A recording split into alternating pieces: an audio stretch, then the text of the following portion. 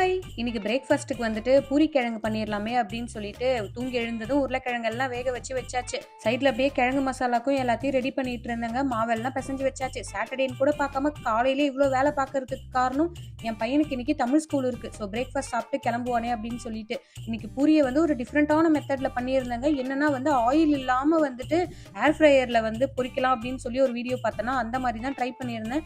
நல்லா தான் வந்திருந்தது. எண்ணெயில போடுற அளவுக்கு டேஸ்ட் இல்லைனா கூட, இது பூரின்னு நம்புற அளவுக்கு வந்திருந்தது. எனக்கு நம்பிக்கை இருந்துச்சு. ஆனா இத பூரின்னு என் ஹஸ்பண்ட் கிட்ட நம்ப வச்சு, அத சாப்பிட வைக்கிறது தான் எனக்கு பெரிய டாஸ்க்காவே இருந்துச்சு. என் பையன் கிட்டலாம் அந்த பஞ்சாயத்தெல்லாம் வேலைக்கு ஆவாது. அதனால அவனுக்கு மட்டும் ஆயில்லயே வந்து பூரிய ஃப்ரை பண்ணி வந்து பிரேக்ஃபாஸ்ட் குடுத்து அப்படியே வந்து அனுப்பி விட்டாச்சு தமிழ் ஸ்கூலுக்கு. எங்க ஃப்ரெண்ட் வந்துட்டு கார்ல பிக்கப் பண்ணிப்பாங்க. அப்பாவும் பையனும் மட்டும் தமிழ் ஸ்கூல் போயிட்டு வந்துருவாங்க. சரி எனக்கு ஒரு சிறிய வேலை இந்த காஸ்கோல இருந்ததா, வேற எதுக்கு ரிட்டர்ன் பண்றதுக்காக தான் சில ஐட்டம்லாம் ரிட்டர்ன் பண்ண வேண்டியதே இருந்ததுன்னு சொல்லிட்டு வந்து அந்த வேலைய முடிச்சுட்டு, அதுக்கப்புறம் வந்து லஞ்சுக்கு பார்த்தீங்களா, இவ்ளோ ஐட்டம்ஸ் அப்படின்லாம் நெனச்சிராதீங்க.